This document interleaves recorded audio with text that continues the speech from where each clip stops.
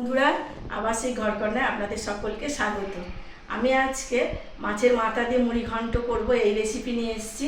কেমন করে করি আপনারা দেখুন। আপনারা অনেকভাবে খেয়েছেন, আমি কেমনভাবে করি সেটা দেখতে থাকুন। আসুন। এই যে মুড়ি ঘন্টর জন্য দেখুন আমি চাল নিয়ে নিয়েছি 1 কাপ চাল। চালটাকে আমি এখন ভালো করে ধুয়ে নেব। ভালো করে আমি জল দিয়ে 2-3 বার জল দিয়ে আমি চালটাকে ধুয়ে তারপরে আমি চালটা আবার ভেজাতে দেব। দেখুন, মুড়ি ঘন্ট করার জন্য আমি একটা মশলা তৈরি করব।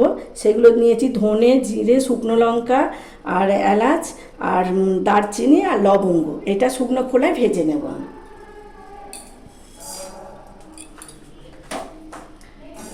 এটাকে ভালো করে ভেজে আমি মিক্সিতে গুঁড়িয়ে নেব।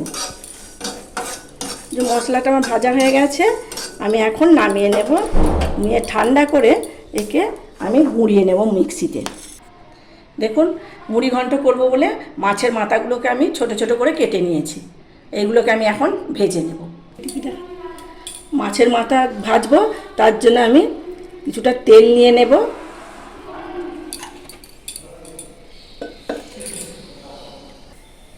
আমি এখন মাছের মাথাগুলোকে সব ভেজে নেব।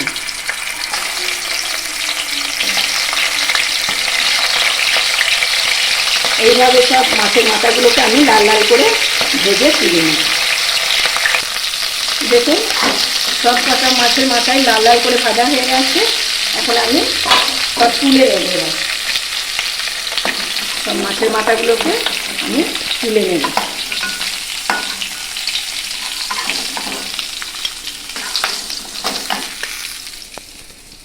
ওই একই তেলের মধ্যে আমি আলুগুলোকেও ভেজে নেব।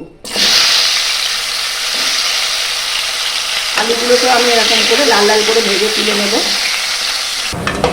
দেখুন, আলু লাল লাল করে ভাজা হয়ে গেছে। আমি সব আলুগুলোকে তুলে নেব।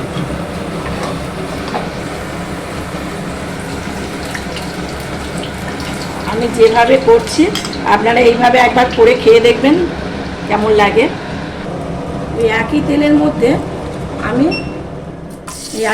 মধ্যে আমি তেজপাতা, শুকনো লঙ্কা দিয়ে দিলাম। ওকে হালকা করে নাড়াচাড়া করে আমি ওর মধ্যে দিয়ে দেব এখন পেঁয়াজ কুচি। এর মধ্যে আমি কিছু লঙ্কা কুচি দিয়ে দেব। কাঁচা লঙ্কার কুচি দিয়ে দেবেন। আপনারা যেমন ঝাল খাবেন সেই মতো বুঝে আপনারা দেবেন। পেঁয়াজটা লাল লাল হয়ে গেছে। এখন আমি আদা রসুন পেস্ট দিয়ে দেবো 1 চামচ। এখন দিয়ে দেবো আমি টমেটো কুচি। টমেটো করে হালকা করে লাল লাল করে ভেজে নেব যতক্ষণ না গন্ধটা যাচ্ছে। এখন আমি এর মধ্যে কিছুটা লবণ দিয়ে দেব। এখন লবণ দিয়ে দেবো যাতে ওটা তাড়াতাড়ি সেদ্ধ হয়ে যায়। আমি এখন কিছু গুঁড়ো মশলা দিয়ে দেব। আমি সামান্য জিরে গুঁড়ি, কিছুটা ধনে গুঁড়ি,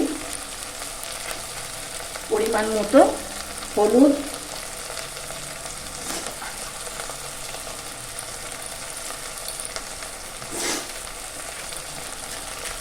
আর কিছুটা দেব আমি কাশ্মীরি লঙ্কার গুঁড়ি।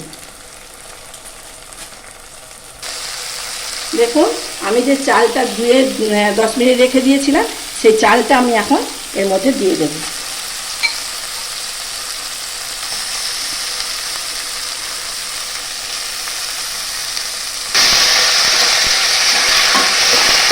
ভালো করে আমি একটু নাড়াচাড়া করে নেব। এর মধ্যে আমি দিয়ে দেব যে ভেজে রেখেছিলাম আলুগুলো আমি দিয়ে দেব। আমি আলু দিয়েছি, আপনারা যদি আলু দিতে না চান তাহলে নাও দিতে পারেন। আমি একটু আলু দিয়েছি, আলু দিলে ভালো লাগবে। এগুলোকে আমি নাড়াচাড়া করে ভালো করে ভেজে নেব। আমি মাছের মাথাগুলো এর মধ্যে দিয়ে দেব। তাহলে সমস্ত মশলা সব মাছের মাথায় আর চালের মধ্যেও সবেতেই চলে যাবে। আমি এরকম করে কিছুক্ষণ 2 মিনিট নাড়াচাড়া করে নিয়ে তারপরে আমি জল দেব। এই যে আমার নাড়াচাড়া করে সব ভাজা হয়ে গেল মাছের মাথা দিয়ে চালটাকে। আর যে বাটিতে মাপে আমি চাল নিয়েছিলাম সেই মাপে আমি তার ডবল জলটা নিয়েছি। এখন জলটা পুরো দিয়ে দেবো। জলটা আপনারা মাপ করে দেবেন, যত চাল নেবেন তার ডবল আপনারা জলটা দেবেন। আর ডবল জলটা দিলে তবে এই মুড়ি ঘন্টের কিন্তু মানে যে এটা পাবেন ঝরঝরে। আর যদি ভাবেন যে একটু মানে ঘাটা ঘাটা রাখবো তাহলে কিন্তু জলটা আরও হাফ কাপ আপনারা বাড়িয়ে দেবেন। এটা এখন 10 মিনিটের জন্য আমি হালকা মিডিয়াম আঁচে আমি চাপা দিয়ে রেখে দেব। দেখুন কত সুন্দর হয়ে গেছে, একদম ঝরঝরা মতন হয়ে গেছে। এই অবস্থাতে আমি দিয়ে দেব যে ভাজা মশলাটা আমি করে রেখেছিলাম সেইটা দিয়ে দেব এখন কিছুটা। তাহলে সব এর মধ্যেই পুরোটা ফ্লেভারটা এর মধ্যেই যাবে। এখন আমি দিয়ে দেব কিছুটা চিনি দেব।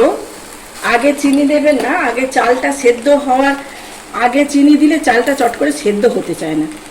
অল্প করে চালটা সেদ্ধ হয়ে গেলে আপনারা যেমনভাবে মিষ্টি খাবেন সেরকম স্বাদ মতো আপনারা একটু চিনি দিয়ে দেবেন।